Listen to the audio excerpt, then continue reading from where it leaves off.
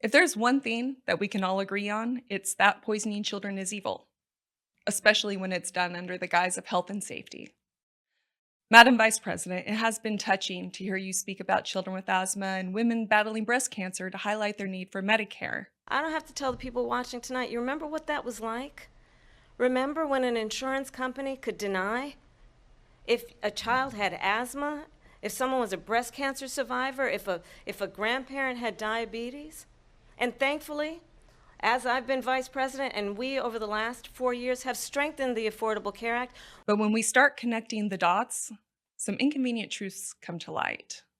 You see, during President Obama's administration, the National Education Association, which strongly endorses you, along with the National PTA and the CDC, partnered with Lysol for the Here for Healthy Habits campaign.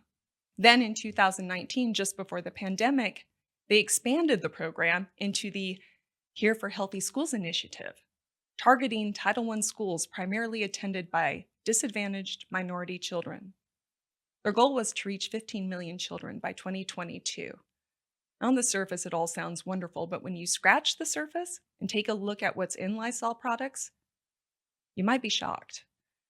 Lysol contains ingredients linked to reproductive cancers, asthma, allergies, neurotoxicity, which is linked to autism, and more.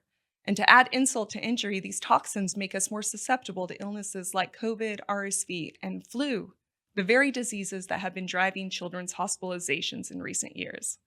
The Environmental Working Group gives Lysol an F for its harmful impact on human and environmental health, and I'd bet that moms and even childless cat ladies would agree with that assessment. And given these facts, is anyone else wondering why the agencies we were taught to trust haven't stepped in? I mean, especially when safe and effective alternatives are available? Why is the CDC part of the Here for Healthy Schools initiative? Aren't they supposed to help prevent diseases? And why has the EPA approved Lysol slick marketing lingo? Like mom tested, Lysol approved.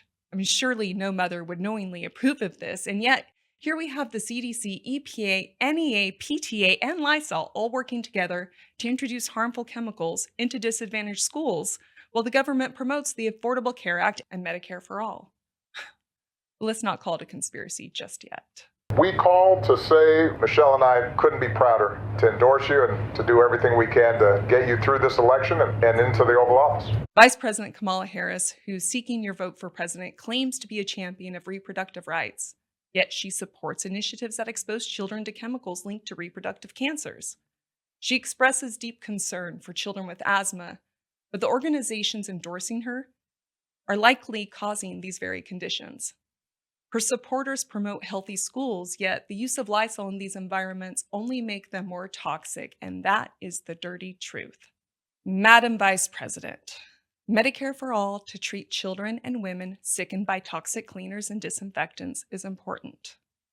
But how about not poisoning them in the first place?